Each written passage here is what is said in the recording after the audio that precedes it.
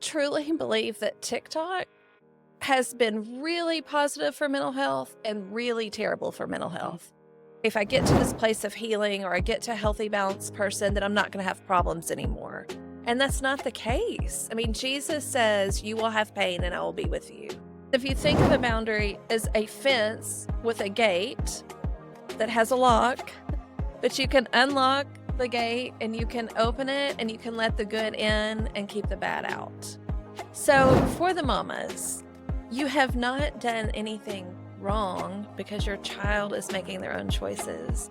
Tracy, never act shocked. No matter what your kids say to you, do not ever act shocked. When you're done, if you need to go throw up or go sit in your closet and cry or go drive in the car and scream, go do that, but don't let your kids know it. And our pain is where we get compassion and empathy for other people.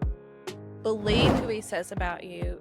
Get rid of the shame. And if it is true guilt, then do something about that. Like, God gives us a way to handle and process when we've done something wrong. My goal is to help people to be the healthiest, balanced person that they can be. And to do that, you have to. Hey, it's Michelle, and I'm so excited to have you here on the Fearless Forward podcast. And if you're new here, welcome.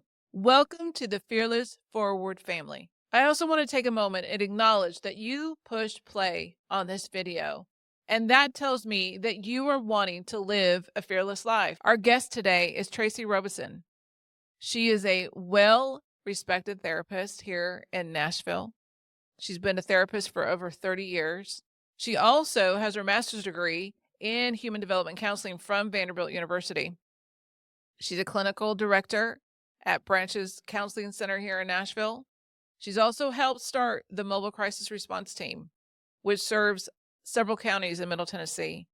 She's trained in the following things: critical incident stress debriefing, EMDR, and the Murray method, and just came back from a trip to Italy where she was able to teach other therapists and other counselors the same exact method. In 2024, she founded Wisteria Retreats, which is basically one-on-one couple sessions, group intensives. This is something that we're going to talk about. She loves to consult with businesses and church staffs, and she's currently writing a book with her husband, who is also a counselor. I promise that you are going to love her by the end of this episode. I can't wait for you to meet her. Will you meet my friend, Tracy? Let's get into it. Welcome, Tracey Robison. Thank you. How are you? I'm good. I'm so excited to be here. I am so glad that you have come to this podcast, Fearless Forward. It's just been such a journey. I think our friendship started at another event in Nashville here. Right. And I said, I want to connect with you. And it was about a couple of years ago. Yeah. But here we are. I know. We're finally connected. So I'm so excited. Good. Me too. I'm proud of us. So I want to start with this one question. Okay. If someone was to come to you and say, explain to me what it is that you do. Sure. How would you do that? Well, I usually just tell them my goal is to help people to be the healthiest, balanced person that they can be. And to do that, you have to get back to who you're created to be. Who did God make you and what your purpose is? And, it's helpful for people that aren't believers as well. I mean, I can still help them to be healthy, balanced, and get back to who they are created to be, even if they don't have that connection with him, because he still made them. Right. Yeah. Exactly. So if somebody in a situation that comes to you, right, you are a licensed therapist. Yes. Explain to us what it is that you have, your certifications. Okay. I have a master's in human development counseling from Vanderbilt University, and I'm a licensed professional counselor with a mental health service provider designation. So that designation allows me to see people that have mental health diagnoses as well as people that are worried well. And then I'm a instructor for the Murray method, which there's only 4 instructors in the United States for level 2, which I am. So explain to me, how did you get this desire to help people, to give them solutions or, resources and such? Okay, this may be a longer answer. No, absolutely. Okay. Go. So when I was in 9th grade, I took a class, home economics, and every student was assigned a different career. And it was everything from a maintenance worker to president of the United States fashion designer. There was just tons of different careers. And we literally drew a piece of paper that said what our assignment was. Mhm. We were to do 2 paragraphs and then come back and tell the class about what we learned. And so mine was psychologist, and this is way before we had internet and all of that. So we're in the card catalog at the library looking up things. And I just got super excited, and I kept reading and reading and getting more books and writing more. And I ended up turning in 2 pages instead of 2 paragraphs. And I told my parents then, I said, I'm going to be a therapist when I grow up. And they were like, Really? oh, that's sweet. I was 14. They thought I would Wow. change my mind 100 Mhm. times. I never once changed my mind. It has been on my heart since that moment. And I think God just laid it there in that coincidental homework assignment. Yeah. Yeah. And so from 14, Yep. you have this feeling of a calling on your life. Right. So then what was the next step that you took? So then for 10th grade, we had electives or whatever, and I took psychology and sociology. So I started taking my classes then. And then my dad helped me research schools that were good with psychology, and I needed to stay in state financially.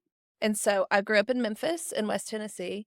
And Middle Tennessee State University had a really good psychology department. So I applied there. And so those were my next steps. I went to MTSU.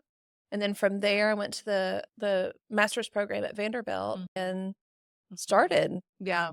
Yeah. Well, mental health, Mhm. it's a big topic. It is a big It's a topic. very big topic. Yes. And I've asked you this before, and I want to ask you this again. Sure. What are the top 3 things? What are the things that you're seeing, Mhm. whether it's by generation, by age, but what are you seeing that people are just they're locked, they're stuck? Right. Sure.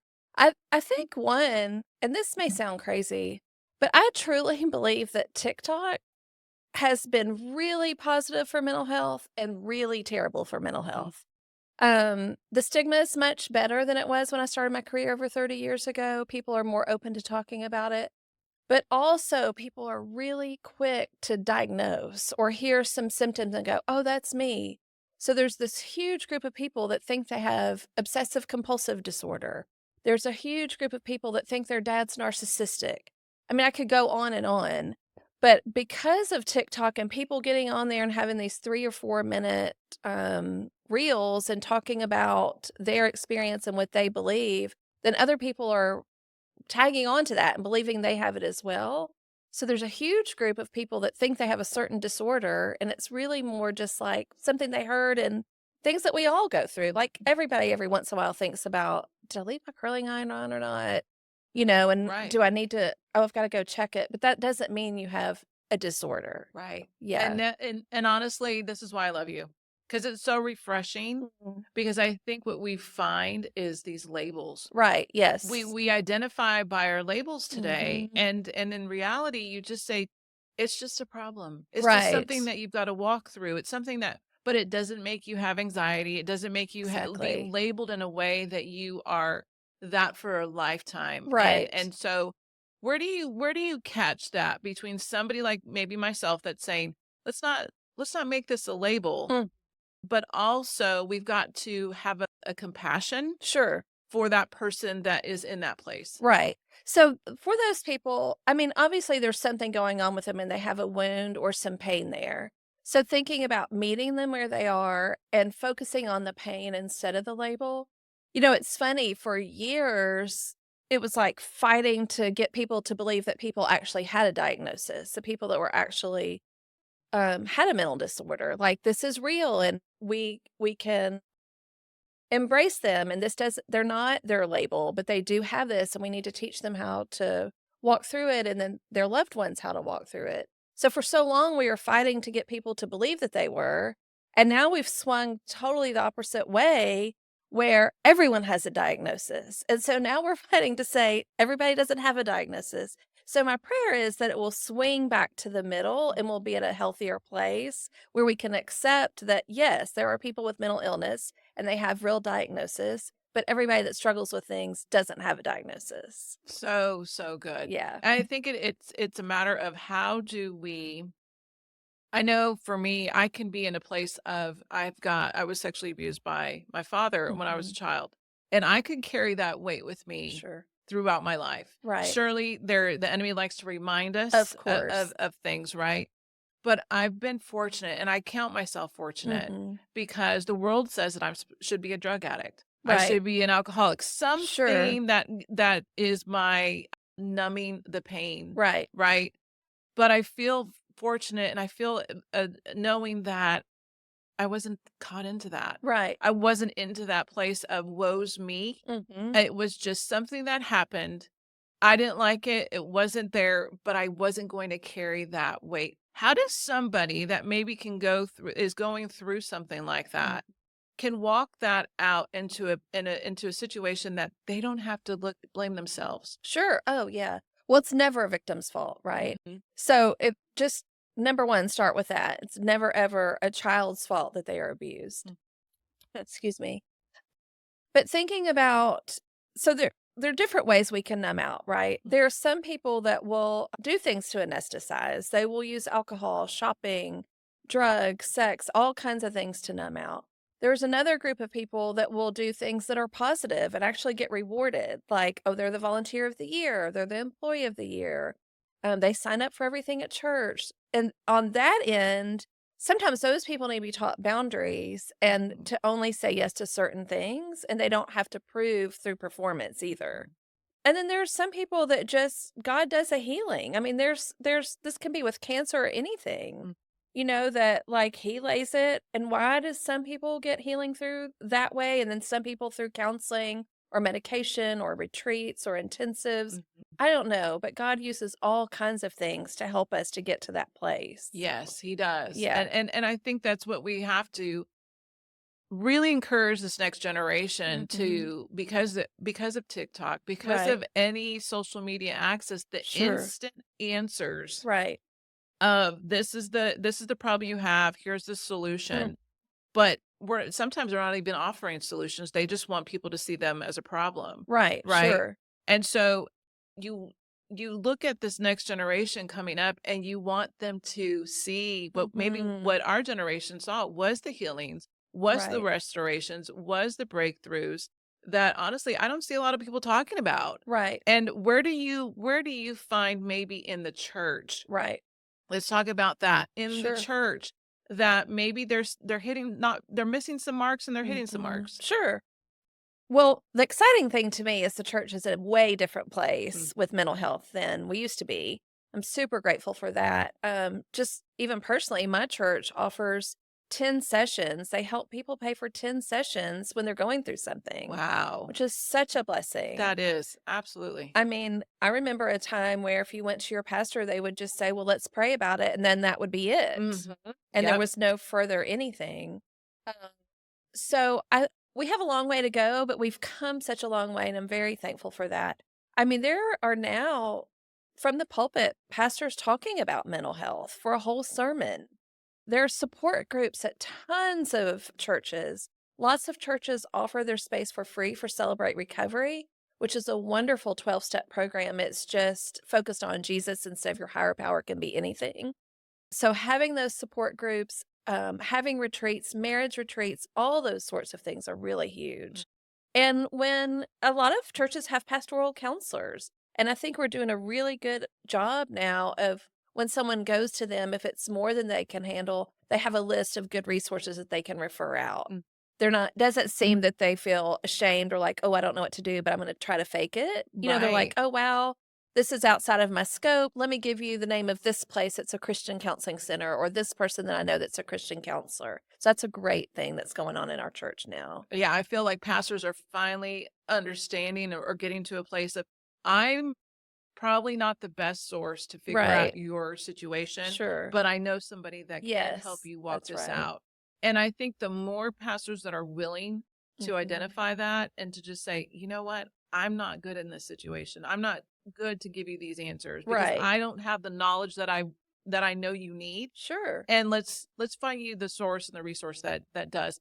It doesn't give them to a place of they're going to always point them to Christ. Right. They're always going to show them that God loves them no matter what. Absolutely. And that's what we do every Sunday, right? We go to those sermons, we see those messages, and we pray as pastors, as leaders. We want that message to be heard. Absolutely. But I think it's one of those where I feel like the church is, like you said, finally grabbing a hold right. of mental health, having these hard conversations, Yes. and avoiding the fact that, again, we can pray all day, right. but when they're still in the same position that we've just got done praying over, we've got to do something else. That's We've got to right. change the course. We've got to change the tone. Sure. Right? And Jesus said, I mean, there were many times he gave us a command, pick up your mat and then walk.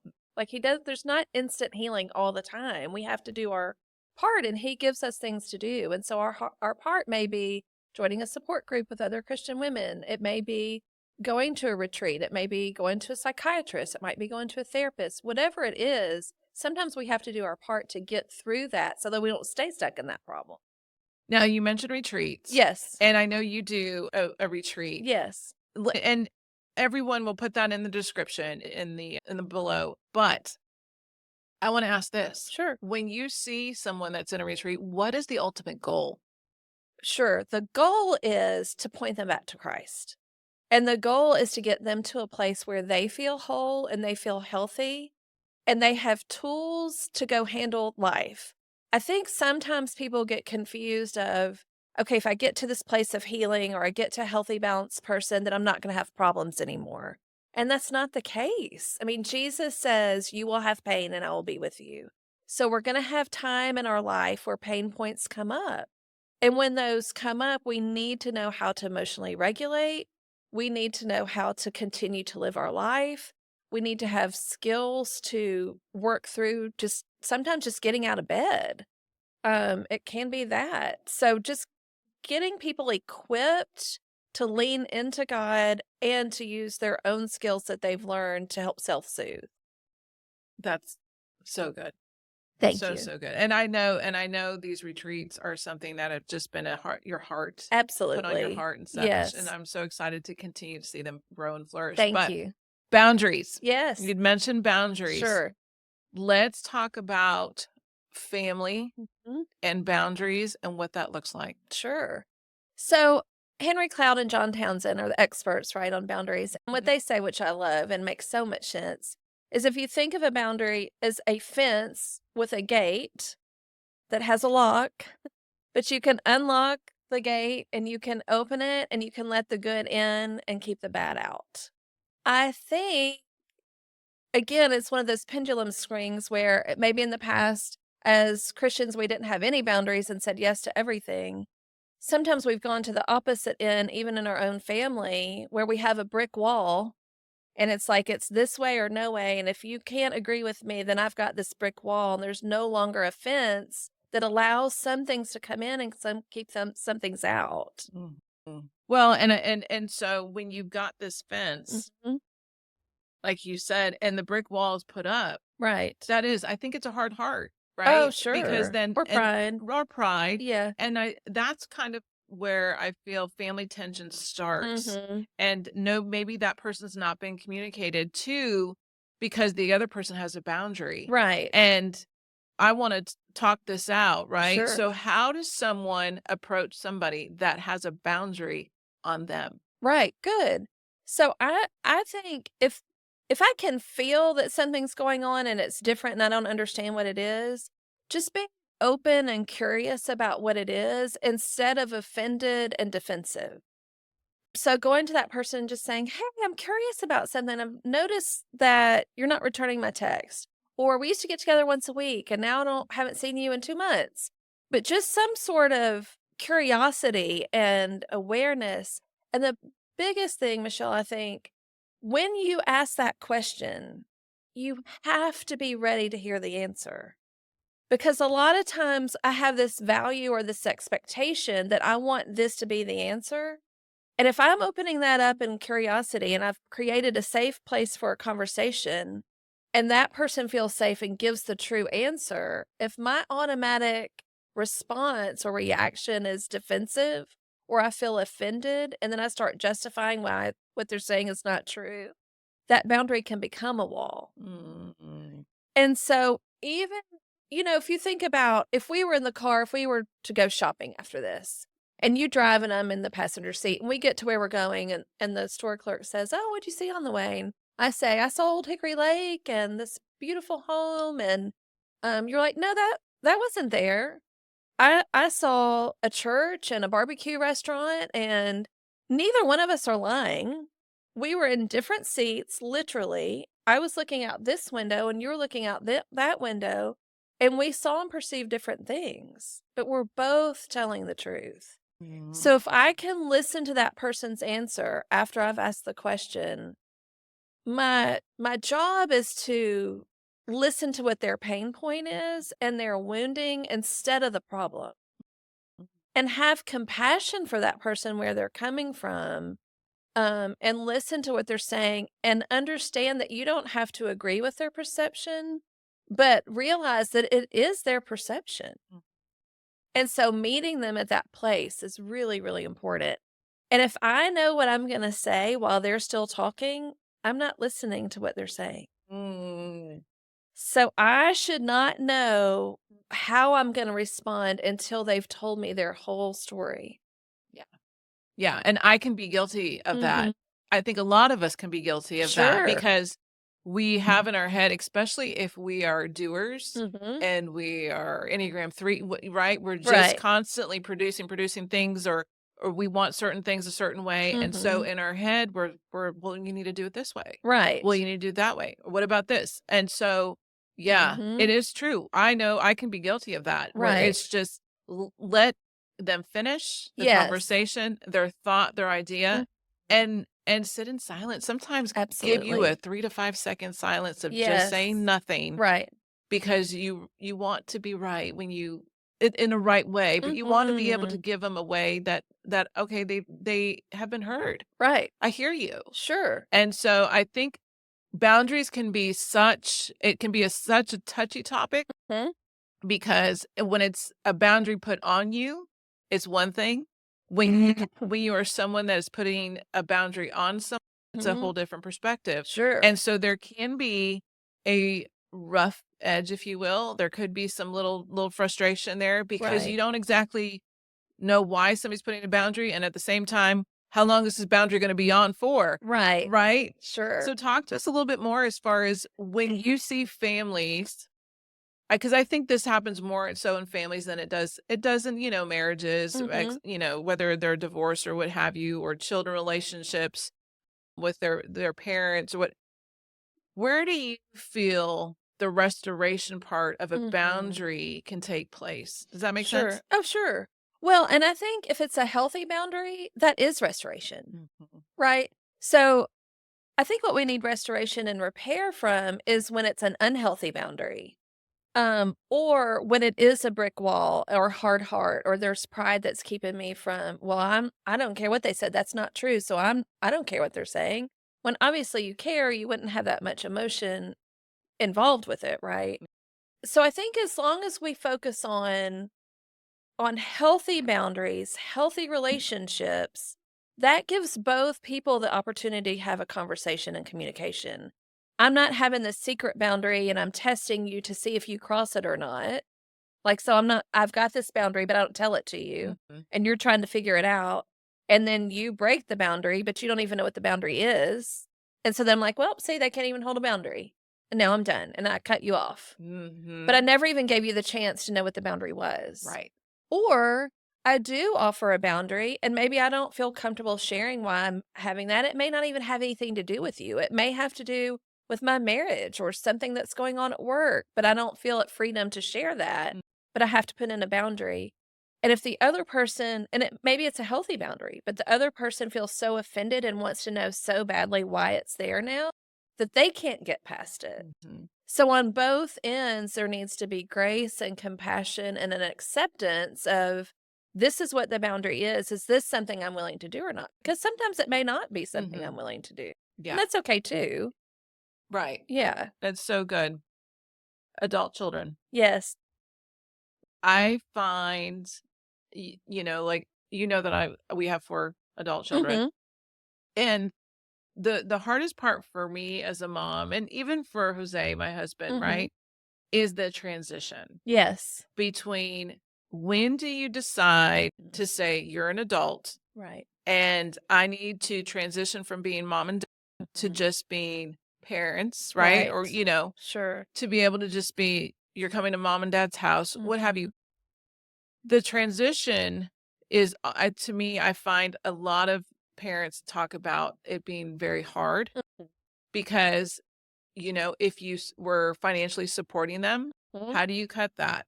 How do you transition from you were born and raised in our house, but now you live in my house, Right. right? So talk to us a Mhm. little bit more what you're seeing. Yeah, that's good. There's a book called Peak. I don't know if you've heard of it. Parents, let's see. Parents Estranged from Adult Kids. Okay. Faye, oh no. We can research it Okay, and see. sorry. Yeah, no, Her we'll name put is it. Faye. I can't think of her last name. Mhm. But it's a book about this very thing. You may be surprised by this, but 25% Mhm. of United States families have estrangement in their family. 1 out of 4. This is huge. It is again, I think it's one of those things that has swung from like we have to say yes and do everything our family says and be involved in everything and follow the same traditions, be in the same exact church, do everything the same, to, oh my goodness, you don't agree with me living with my boyfriend, I'm never talking to you again. Like there's this big, big chasm in between. And so I think that's why it's up to 25%. And then you think that's because parents, I mean, it's obvious, right? Parents are probably vocalizing Sure. their frustrations, right? Their Yes, right. disagreements. Right. Sure. I think that's a huge part of it. I also think that there are, I mean, I'm a therapist, so I am all about counseling, but I also think there's sometimes you can go to counseling that it's not healthy. It's not a healthy counselor to go to. And I think sometimes counselors can even say, like, well, that sounds toxic. You need to get out. Instead of helping like smooth and like, well, what do you think their perception is? What do you think's Wow. going on? Here's some tools how you could talk to them about your concerns. It's like like they feel like they need to protect their Oh, clients. So they're coming wow. from a good place, but it's not very reparative. Again, social media. I mean, there's so many people now saying, well, I've cut my parents off. I've cut these people off. And so it's almost like a trend.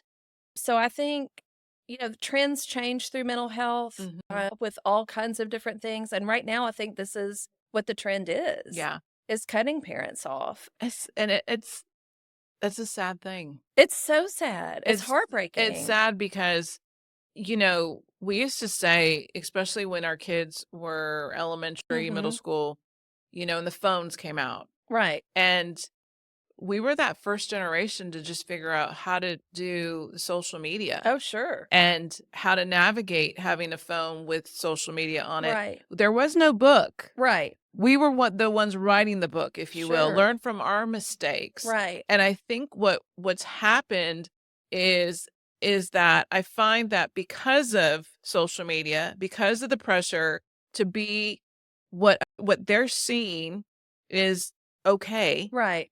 It's okay to be mad at your parents. It's okay to not have a relationship with your mom. It's okay to Hmm. not have a relationship with your dad. It's okay to be estranged. And that's not truth. It's not true. It's not It's truth. not how And I God set up families. It's not. Yeah. talk about that. Well, I mean, Satan wants to destroy, kill, right? Mhm. Lie, deceive. And his number one way to do that is through families. He wants to break up the family. And so anything he can use, he will use to separate. And God calls us to honor and respect our parents and to not frustrate our children. And he calls us not only to live in our family of origin, but also in the family of the church and in Mhm. community. And we are getting to be more and more isolated and more connected to social media. I mean, there are people that have more relationships on social media than they do in real life. Mhm. My son is 23 now, but I don't remember if he was in ninth or 10th grade, but it was the beginning of high school, and he went on a Young Life weekend retreat, and they took up their phones for the weekend. And he came home and was like, okay, I always ask the highlight and the low light, what was your Mhm. best? And he goes, the best thing was, it was such a relief not to be on my phone. Wow. And I was like, oh, buddy, Yeah. like, we can schedule that. You don't have to. And he was like, I know, it's just different. because I think it was forced to being taken away. It was such a relief. And I just remember thinking, oh man. Yeah. But that connection with people on social media and people you don't even know, some influencer, and listening to what they're saying, and then everyone else is jumping on and yeah. And oh yeah, my parents did that too. And then it becomes this thing where, oh, I don't even need to have a relationship with them because they're so off. But what I was going to tell you a little bit earlier about that book from Pete talks about different stages of parenting. And in this book, it says the hardest part is that transition age of any other age. Right. And there's even like specific tasks that they lay out for each age. And for that one, there's a question mark. Really? So I think even experts are like, we don't know. Get through it. Right. Pray, surround yourself with other Christian people. But it's a very hard thing when you're used to parenting and helping guide and teaching and, getting them, raising them in the Lord's ways to, oh no, I'm an adult and I have my own choices and I can do what I want. But also I'm relying on you to pay my car and live in your house and eat all your food. And, Right. and so if you think about, it's almost like it comes to a place where you're roommate. Yeah. But we're the landlords. Right. If they're living in your home. Right. I don't know. And I think it's the hardest conversation, and honestly, we could spend hours on it because I don't know if we can come up with all the solutions for everyone because everyone is different. So unique. But I do see, especially in the Christian homes, parents are raising their kids in the ways of the Lord. They're trying to do the scriptures. They're trying to do the things the right way. Right. And the disheartening part is when your kids become adults and they have choices. Yes. Right? Right. They have free will. Yes. And those choices, you're looking at them and you're going, where did they learn this? Right. Where, and you begin to blame yourself because you think this is the fruit. So I think with adult parents, I mean, we can talk about this all day long. Sure. But I feel like, especially in the Christian home, you see a lot of parents, obviously, they want to raise their kids in the ways of the Lord. They pray at the dinner table. They do all the things because they want to give them a foundation, right? Right, sure. Then they become adults and they have choices. Right. And they have pressure and they do life complete opposite of what they were raised. Yeah. I want you to speak to the mom because I know so many that have been there and I don't have an answer. Right. But I want you to just speak to that mom. Sure. So, and I do. They come in my office a lot. So for the mamas, you have not done anything wrong because your child is making their own choices. Part of survival is having choices in our environment. And that's kind of like the last stage. Like the first thing is safety. We need physical safety. We need security. We need consistency and stability. But the last thing is like having a sense of control of my environment. And so when I get to an age where age appropriately and with my brain developing appropriately, I get to a place where I need to individuate and I need to be my own person and I need to learn how to separate from my parents. And so by doing that, I'm figuring out what choices do I have? What can I do? What do I believe? And I think for moms just to hang on, like just because they're doing something you think is totally crazy right now, they might not in 6 months.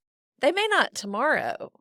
If you react in this big way, they might hold on to it for 3 years just to prove a point and dig their heels in. But if you just remember, like, I'm going to meet them where they are right now with a non-judgmental stance and not trying to justify or guilt, because sometimes mamas guilt without meaning to. Where did I go wrong? I didn't raise you that way. Why would you do that? And so you start saying these things to your kids and they're like, then they want to prove why, well, you must think something's wrong with me. And so now both people are living in a place of shame. So guilt is I did something wrong. Shame, there's something wrong with me. So if my child is making a choice that I don't like, and then I go into shame about it, like there's something wrong with me because my child is doing this, that's about me. It's not about them. And then if the child gets to a place where they're like, well, my mom thinks something's wrong with me, now they're living in a place of shame, and most likely they're going to isolate from you because they're going to avoid hearing those judgmental statements. So what I would say to moms, and what I do say to moms, is just meet them where they are. My mom gave me the best advice I think I've ever had, because I remember one time, I was probably in my 30s, and I said, Mom, Brett is my brother's name. I said, Brett and I told you everything. I don't, like, what in the world? I can't believe some of the stuff that we told you. How did you make that happen? She said, Tracy, never act shocked. No matter what your kids say to you, do not ever act shocked. When you're done, if you need to go throw up or go sit in your closet and cry or go drive in the car and scream, go do that. But don't let your kids know it, and just go, oh, well, tell me more about that. And she said, and that's what I would do, and y'all would. And she said, sometimes I couldn't believe you did. And I said, well, me either now looking back. I probably read the same book, because I remember reading something, and it talked about, and I would do this, is literally, if I didn't like the response or the comment or the Right. something, my day was just, I was done. I Right. went to my room and I got in my pillow and I just screamed, because Yes. all I could do to just show expression, because I knew if they saw that I was frustrated, that was just fuel for their fire. That's right. Right? Exactly. And so, you learn to just put your frustration aside. Don't show Right. emotion. Yes. I think it eggs them on, Absolutely. right? It gets them to the place of where they feel an argument coming, and then they've got to be defensive, and then you're defensive, and then Right. you get nowhere. Nowhere, except farther Nowhere. apart. And then both people are isolating and feeling shamed. That is exactly. And Satan wins Exactly. because we're made to live in community. Mhm.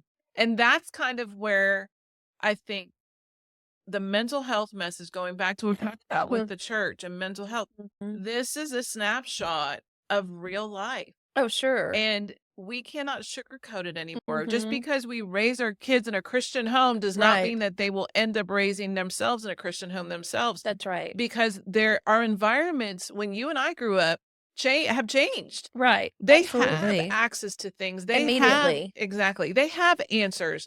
And I think those are the things that we are warring with. And we've got to be loving, compassionate parents that are accepting. Doesn't have to mean you have to agree with everything. Right. That's where prayer comes into play. Go in your prayer closet, and we all should be praying for our children, no matter how old they are. At the end of the day, I find, like we're talking about, this is the division that if the enemy can cause it, he wins. Yeah, and that's God right. loses. Yes, that's exactly right. Well, and something you said earlier, there's power in silence a lot of times. So if you're hearing something that does feel shocking, but you're not trying to show and you're trying to regulate your emotions. I learned this from an attorney, actually. There was a court case for a situation. Anyway, he told me, it was like, every answer, count to 2 before you answer the question, no matter what it is. Even when they ask you your name, go 1001, 1002, Tracey Robison. And he said, that way you are staying at your pace the whole time, even if the attorney is trying to hurry up and get your words twisted and they're trying to speed you up, because you'll try to match their speed and then you get all confused. Wow. But if you stay at your own speed, then it's totally fine. And so I've taken that into personal conversations at times, like, okay, I'm going to count to 2 and then I'm going to talk. And so just slowing down the conversation can also, hopefully your child will slow down too, and they'll match your pace instead of you're matching theirs. Because if they're reacting and then you react, we just have a big chemical reaction. But if they react and you respond, and they react and you respond, and they react and you respond, then maybe they start responding. And then you're in a conversation and no one's isolating. So good. Yeah. And I know I'm learning to do that even more so. Good. I think through the years of, especially when they hit high school, I don't know if it was for you, because mine are 23 to 26, but especially in the high school years, I really had to learn how to just take a pause and respond and not react. Yes. Because middle school, you react because they're that child trying to be an adult, and they want to show you that they're trying to be an adult. So you're trying to keep your reactions at a minimum, but let's get honest, it's really hard. Consequences. Right. But the high school years, I think, are very defining in how your children are going to become adults and what that's going to start looking like for you. Absolutely. as you begin to learn how to respond and not Yes. react to the things that you may not agree with all the time. Exactly. So, There's a yeah. lot of things that are going to come up that you don't agree with, Oh, but you can still love each other. right. Right. And I think we've gotten to a place just in society, not just in mental health, but just in general, Mhm. where there's this, if you don't tolerate my list of whatever, then I'm not going to talk to you anymore. And so it's like sometimes the people that talk about having the most tolerance are the most intolerant because if you don't agree with them, then they cut you out. Yeah. And it's totally fine to have different opinions. Yeah. It would be so boring if we were all the exact same and we would just be little robots. I Yeah. mean, God made us all different.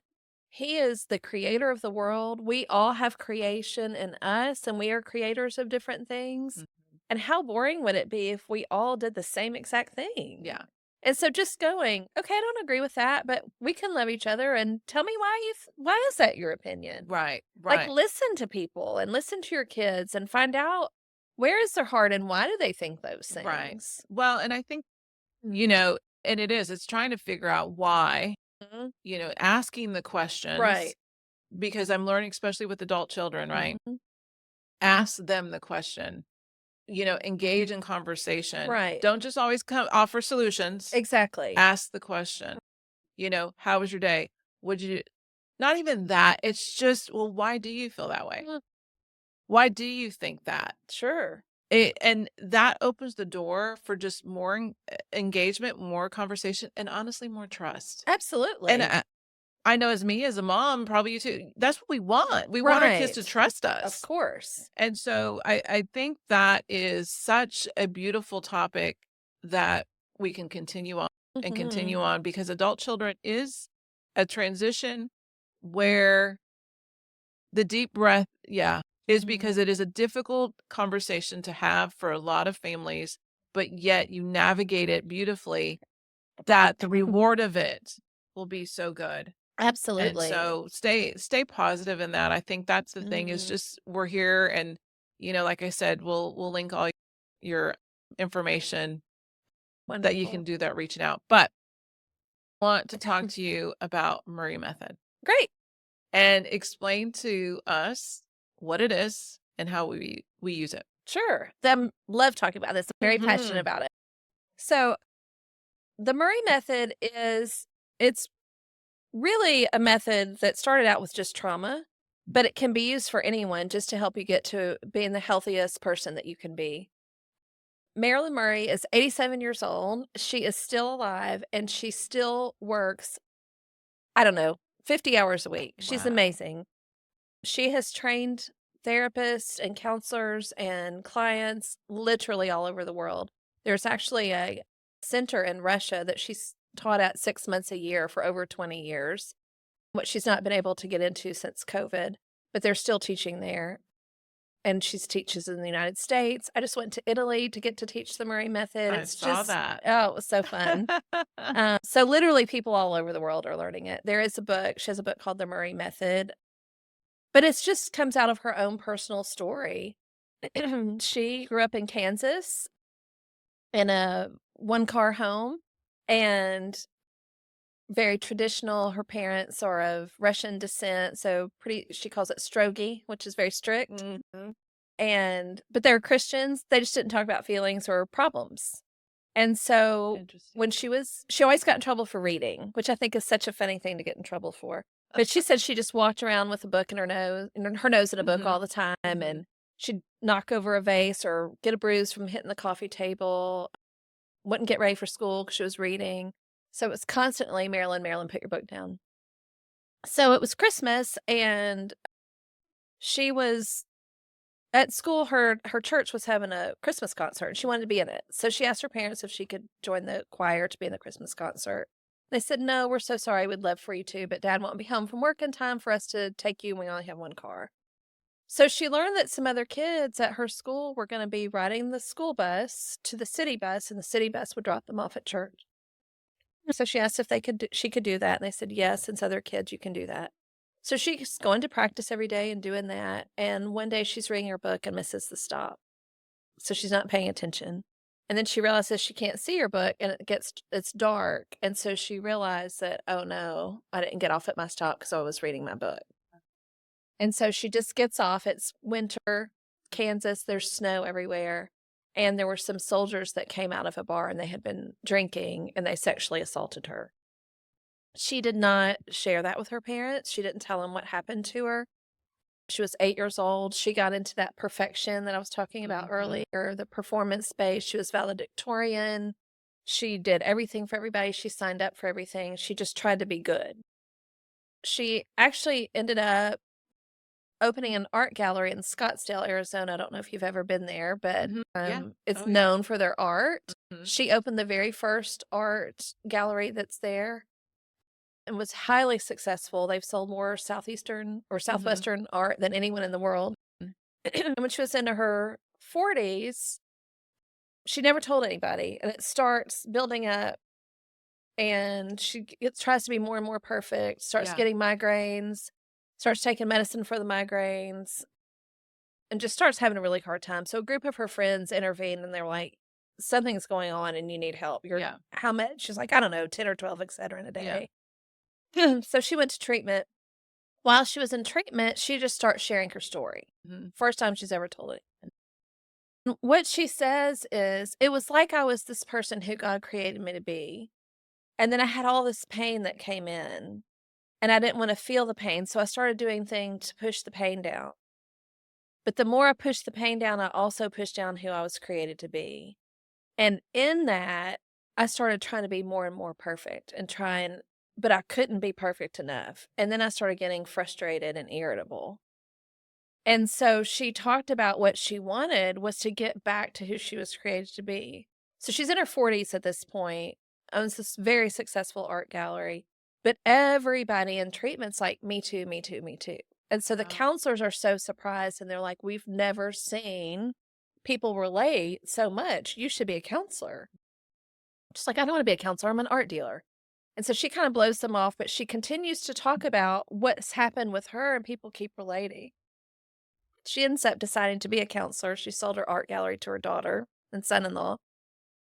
And that's how the Murray method came about. So she did not do this until her 40s.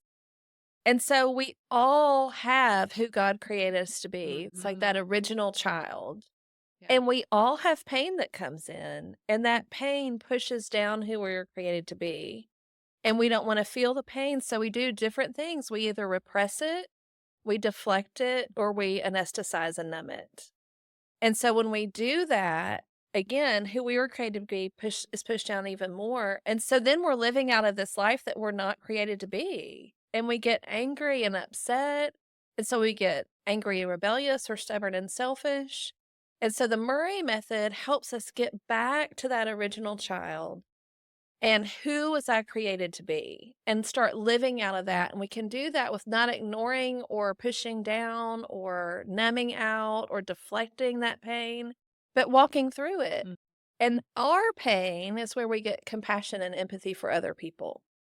So we take who we were created to be, that compassion and empathy, and then that part that wants to push it all down, actually that piece is like controlling, but that's where we get accountability and responsibility.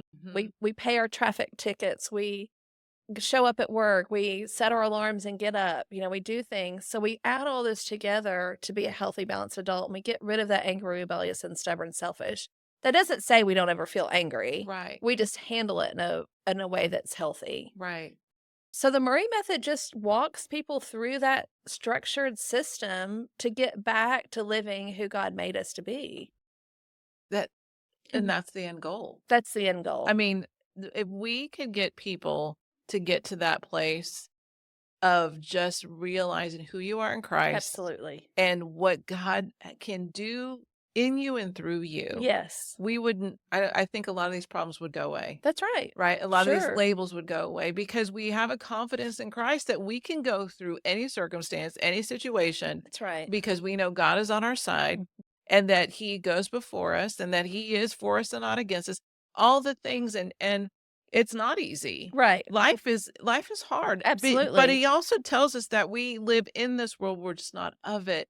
And so we are going to have cancer diagnosis. We are going to have struggles. We're going to have marriage. We're going to all the difficulties. But who do we go to That's right. as a source? And I think one of the things like I love about this Murray method is the fact that you are saying, okay, we want people to see who they are in Christ. I mean, they may not see it, but that Right. is the end goal. That's Is right. to kind of flush out, to weed out all the things that they believe about Yes. themselves and become the tree that was planted That's right. on the living water, right? Right. And so if we can get to that place of just giving people a resource, say, look, sometimes we can read our Bibles and it just doesn't hit the same sometimes, That's right? right. Days are just full, they're hard, and Right. it seems like you're getting attacked left and right. And you need somebody to just come in and just say, let's take a look at what's going on here. Absolutely. Right. And have a Yes, conversation. That's So right. And when we do that, when we get back to that healthy, balanced adult, which is living the life that God created for you and who He made you to be, that's what the church is. He gives us different gifts on purpose. I mean, I'm a terrible singer. When I make a joyful noise to the Lord, and that's about it. Like somebody will say, just harmonize. Like, I don't know what that means. That's not my gift. But if I fight and try to keep doing that, I'm just going to continue to be frustrated. Oh, such a great point. And so if I'm being who God created me to be and using the gifts that He gave me, and when I'm struggling, I lean into Him, that's what the church is.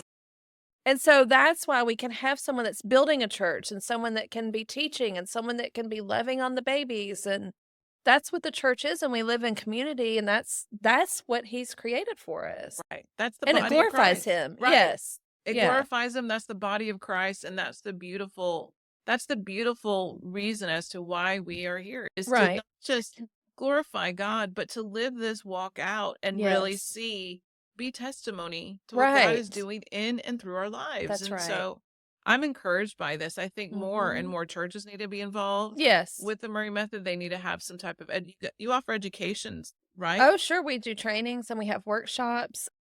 A church in Nashville that we got a grant from a big corporation that is allowing us to offer 3 workshops, and a church is offering their space for us to do that because they believe in it. Yeah. And I believe in it. I just think there needs to be more conversation about this, because it is a helpful tool to get people out of their pit. Yes, that's right. Out of their pit. Yes. Okay. I love our conversation. Me too. So I want to give you the rest of the time and just speak to that person that is laid on your heart right now and just speak to them. Yeah. I don't know why all of a sudden I'm feeling teary. I think what the person that's come to me is the one that's full of shame.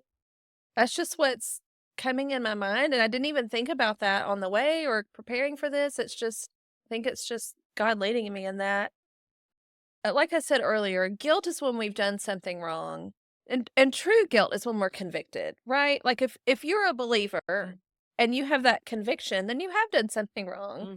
And God gives us a process for that, right? We stop the sin, we ask Him for forgiveness. We make amends if it's appropriate, and we get to a place of peace. But sometimes we feel guilty and it's not conviction. It's false guilt. And we haven't done anything wrong. True guilt, when we don't do the process that God gave us, turns to shame. And then false guilt always turns to shame. And so whichever camp you're in, if you're feeling full of shame, it's going to make you isolate. Satan is going to have an open door to attack you. You're going to believe something is wrong with you. And the way you interact with other people is going to come across as you think something's wrong with you. And you're going to be in that victim stance. So trying to get to a place, what I'd want to say to people is get to a place where you truly believe that you are who God says you are. The only way to do that is reading His truth. If it's too hard, if you can't open your Bible, listen to worship music. Have someone pray over you. Have someone read it to you.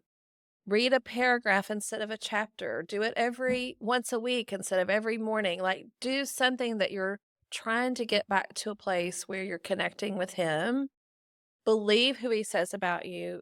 Get rid of the shame. And if it is true guilt, then do something about that. Like, God gives us a way to handle and process when we've done something wrong. If it's a mistake or sin, we have things we can do about that and ask for forgiveness and forgive ourselves and start living out of that place that God created us to be and get rid of that shame.